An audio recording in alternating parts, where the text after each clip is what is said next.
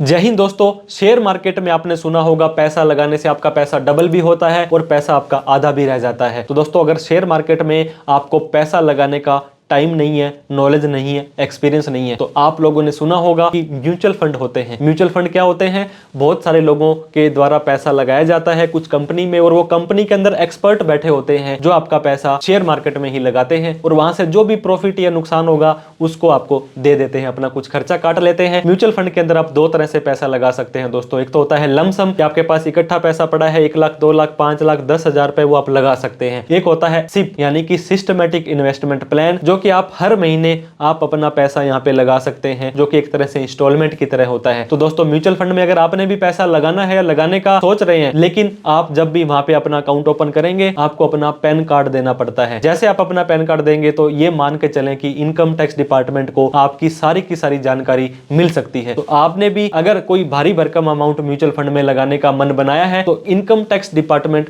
का नोटिस क्या आपको आ सकता है तो कब और कैसे और कब तक आ सकता है, इसके बारे में हम आपको इस वीडियो में बताने वाले हैं। तो देर ना करते हुए म्यूचुअल फंड और इनकम टैक्स के नोटिस के सारे रूल जान लेते हैं।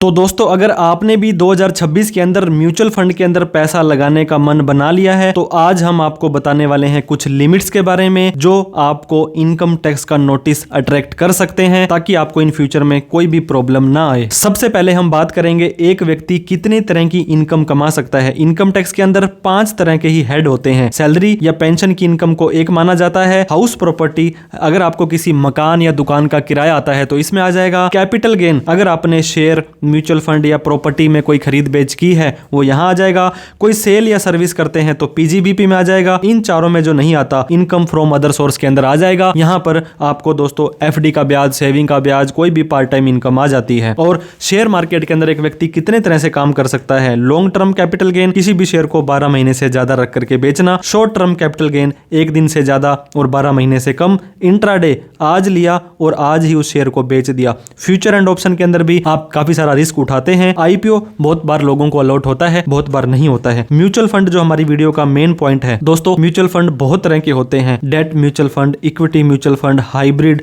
सेक्टर वाइज, गोल्ड का, पावर का, इंफ्रा का, कितने तरह के होते हैं। इसके बाद आप हेजिंग कर सकते हो और डिविडेंड के अंदर भी आप अपनी कमाई कर सकते हो। दोस्तों डिविडेंड देना या ना देना म्यूचुअल फंड या उस शेयर मार्केट वाली कंपनी पर डिपेंड करता है। म्यूचुअल फंड मैंने आपको बताया डेट का, इक्विटी का, हाइब्रिड का, sector wise, capital, large cap, mid cap, small cap और बहुत तरह के। जैसे भगवान विष्णु के अवतार होते हैं दोस्तों, वैसे ही म्यूचुअल फंड के इतने सारे अवतार होते हैं, तो आपको अपनी हिसाब से ही उसके अंदर सेलेक्ट करना होता है। म्यूचुअल फंड्स में अगर आपने पैसा लगाना है तो 2 तरह से लगा सकते हैं दोस्तों। एक एसआईपी सुना होगा कि सेम अमाउंट आपकी हर महीने जाती रहेगी। ईएमआई कह दीजिए, किस्त कह दीजिए, इंस्टॉलमेंट कह दीजिए, जिसे कि सिस्टमैटिक इन्वेस्टमेंट प्लान कहते हैं। अगर आपकी कोई जॉब है, कोई सैलरी है और हर महीने मान लीजिए 500, 500 रुपए, 1000 रुपए, 2000, 10,000 रुपए आप लगाना चाहते हैं तो ये आपकी सिप हो जाएगी। एक बार आपको रिक्वेस्ट लगानी है, उसी म्यूचुअल फंड में बार बार आपका पैसा लगता रहेगा। कई बार क्या होती है दोस्तों, शेयर मार्केट डाउन होती है तो उसके बाद में भी आप एक बार में इकट्ठा पैसा जब आपको लगता है, क्योंकि शेयर मार्केट कई बार जब करेक्शंस में आती है तब आप वहां पे एक बार के अंदर इकट्ठा पैसा भी लगा सकते हैं। अब जितने भी रूल्स होते हैं वो दोस्तों फाइनेंशियल ईयर यानी कि वित्तीय वर्ष वाइज चलते हैं। 1 अप्रैल 2024 से लेकर के या 1 अप्रैल 25 से लेकर के 31/3/26 वाला जो साल है ये फाइनेंशियल ईयर 25-26, असेसमेंट ईयर 26-27 होगा। अभी 1 जनवरी से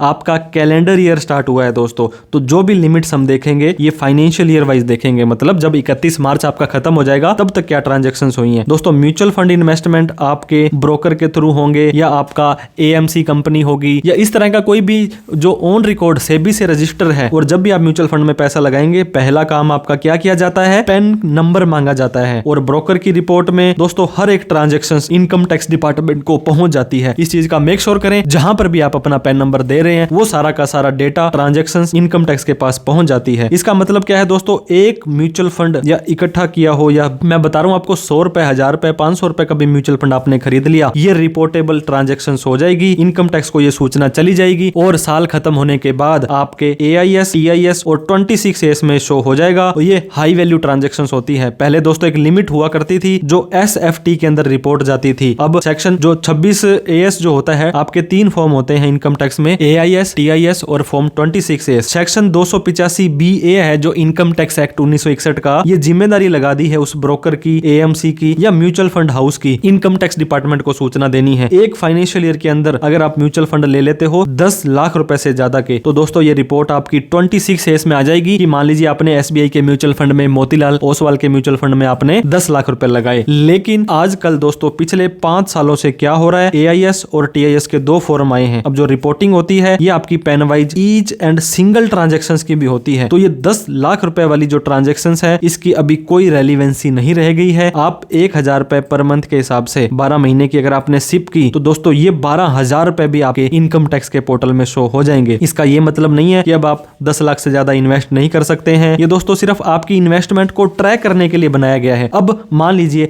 एक ऐसा व्यक्ति है जो 10,000 रुपए महीने की SIP करता है और इंटू उसको 12 करेंगे तो 1,20,000 रुपए उसने म्यूचुअल फंड में लगा दिए। लेकिन उस व्यक्ति ने अपनी 4 लाख रुपए की ऑलरेडी ITR भर रखी है, तो उसको क्या दिक्कत है, क्योंकि उसका इनकम थी, उसने उसको इन्वेस्ट कर दिया। कुछ भी करे उसकी मर्जी है। तो आपके पास सोर्स है, प्रूफ्स है, जस्टिफिकेशन है। अगर आप इस तरह का बड़ा लेन देन करते हो, प्रॉपर ITR नहीं भरते हो, तो इनकम टैक्स का सेक्शन 148 आपको नोटिस भेज के दोस्तों पूछ सकता है। बहुत बार क्या होते हैं दोस्तों, म्यूचुअल फंड का जब लेन देन करें तो ITR 2 का फॉर्म भरना होता है। जब आप म्यूचुअल फंड को खरीदते हैं तो कोई दिक्कत नहीं है, जब सेल करते हैं तब आपका कैपिटल गेन आ जाता है। बहुत सारे लोग ITR 1 भर देते हैं, फिर उनको ITR डिफेक्टिव का नोटिस आ जाता है 139(9) में, या 143(2) के अंदर उनका केस अगले साल की 30 जून तक खोल लिया जाता है। सेक्शन 148 में नोटिस भेजा जा सकता है। तो दोस्तों इनकम टैक्स एक्ट हो गया, GST हो गया, सेबी, बैंकिंग या कोई भी ऐसा लॉ आपको मना नहीं करता है, कोई ऐसी लिमिट नहीं बताता है कि आप इससे ज्यादा म्यूचुअल फंड में पैसा नहीं लगा सकते हैं। लेकिन जितना भी पैसा लगाएंगे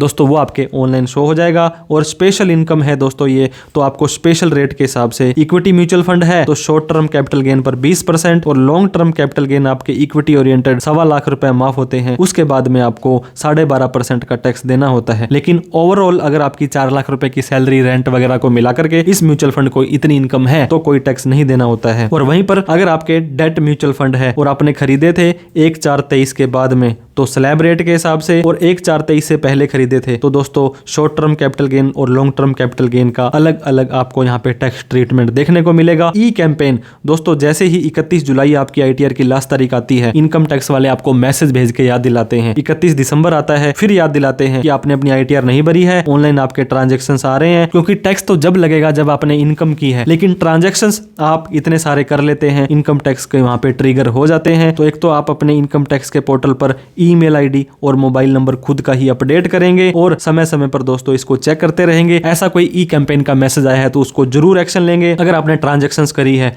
प्रॉपर ITR भर दी है, कोई टेंशन वाली बात नहीं है दोस्तों, क्योंकि आपने जो भी लेन देन किया उसको ITR में दिखा दिया। अगर आपको गलती से दोस्तों लॉस हो चुका है फिर भी आपको ITR भर देनी चाहिए। उससे क्या होगा, एक तो आपके ट्रांजेक्शंस जस्टिफाई हो जाएंगे, एक आपका जो ये लॉस है ये सेट ऑफ हो जाएगा, मतलब कोई और प्रॉफिट हुआ है तो उससे एडजस्ट हो जाएगा। नहीं तो आगे के 8 सालों तक आप उसे कैरी फॉरवर्ड कर सकते हैं। मान लीजिए इस साल 10 लाख रुपए का आपको लॉस हो गया, प्रॉपर टाइम से आप ITR भर देंगे और अगले साल आपको 15 लाख का प्रॉफिट हुआ तो सरकार कहेगी पहले उस 10 लाख का बेनिफिट लो, इस 5 लाख पर ही हमें टैक्स देना है। और इनकम टैक्स के नोटिस से तो दोस्तों आप वैसे भी बच जाओगे अगर आप प्रॉपर ITR भर देते हो। और वैसे 4 लाख से अगर आपकी कम इनकम है तो आपको ITR भरने की जरूरत नहीं है। लेकिन फिर भी AIS, TIS और 26A में हम आपको ये रेकमेंड करेंगे, चेक जरूर करें। अगर ITR नहीं भरते हो और हाई वैल्यू ट्रांजेक्शंस की है और आप उसको जस्टिफाई कर देते हो कि पैसा मेरे पास यहाँ से आया था, मैंने कोई भी इनकम टैक्स की चोरी नहीं करी है, मेरे को कोई कमाई नहीं हुई है, फिर भी कोई टेंशन वाली बात नहीं है।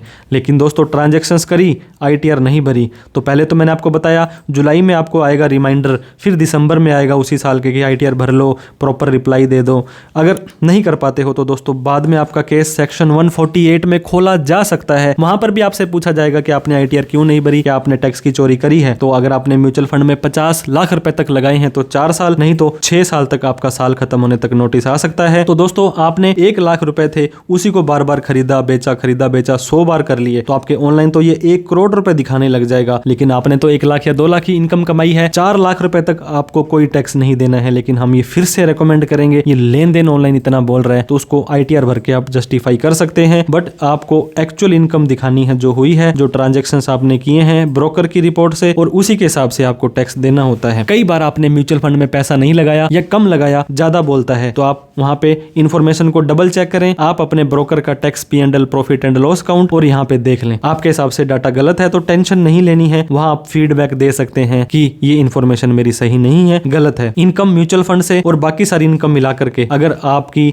न्यू टैक्स रिजीम में आप जाते हो तो 4 लाख रुपए, ओल्ड टैक्स रिजीम में जाते हो तो 2.5 लाख से ज्यादा इनकम जाने पर आप लोगों को ITR भरनी मैंडेटरी है। लेकिन अगर कम इनकम है तो भी ITR भर देते हैं तो आपके ट्रांजैक्शन सारे जस्टिफाई हो जाएंगे। कोई भी डेट और इक्विटी के म्यूचुअल फंड हैं तो आपको ITR 2 का फॉर्म भरना है अगर आपकी कोई भी बिजनेस की इनकम नहीं आती है। तो अगर आपने F&O, इंट्राडे या कोई और बिजनेस किया, इसके साथ में म्यूचुअल फंड भी है आपके, तो दोस्तों ITR 3 का फॉर्म आपको भरना पड़ेगा। तो कुछ ऐसे टिप्स हैं जिनका दोस्तों आपको अपनी लाइफ में ध्यान रखना है। किसी भी टिप्स पर ध्यान नहीं देना है। जो कोई ब्रोकर, जो कोई एजेंट आपको शेयर मार्केट का एक्सपर्ट बोलता है और वो बोलता है इसमें पैसा लगा लो, इसमें पैसा लगा लो, आपको खुद की रिसर्च, खुद की दोस्तों यहाँ पे आपको अपनी जो है जितनी भी वर्किंग करनी है उसके बाद में ही आपको गवर्नमेंट जॉब कर रहे हो तो दोस्तों उसके साथ में आपको इंट्राडे या F&O नहीं करना है, क्योंकि ये बिजनेस की इनकम मानी जाती है। इन्वेस्ट आप कर सकते हैं, अगर खुद के नाम से इन्वेस्ट करेंगे तो दोस्तों अगर आपका ऑलरेडी टैक्स 4 लाख से ज्यादा इनकम है तो बहुत ज्यादा टैक्स पड़ जाएगा। इसके अलावा आप फैमिली मेंबर्स के अंदर मदर, फादर, हस्बैंड, बच्चों के नाम जो 18 साल से ज्यादा है, क्योंकि हर एक व्यक्ति का पैन कार्ड अलग अलग है, हर एक व्यक्ति की अलग अलग लिमिट है। आप अपनी HUF बना सकते हैं, हिंदू अनडिवाइडेड फैमिली, जिसकी सहायता से आपको 4 लाख रुपए की अलग से छूट और मिल जाएगी। आप फंड को गिफ्ट दे सकते हैं रिलेटिव्स को और उसके ऊपर कमाई करेंगे तो उसका भी टैक्स लग जाएगा, वो उन्हीं व्यक्ति को लगेगा। क्लबिंग ऑफ इनकम का भी ध्यान देना है और ITR भर लेंगे तो बहुत बढ़िया रहने वाला है दोस्तों। क्यों? क्योंकि आपके ट्रांजेक्शंस तो 90% तो ITR भरने से ही जस्टिफाई हो जाते हैं। आपके पर्सनल CA जरूर होने चाहिए, ऐसा कोई केस नहीं है। तो क्योंकि आपको किसी भी ट्रांजैक्शंस को करने से पहले एक बार थोड़ा सा पूछ लेंगे तो वो आपको प्रॉपर रूल का बता देंगे।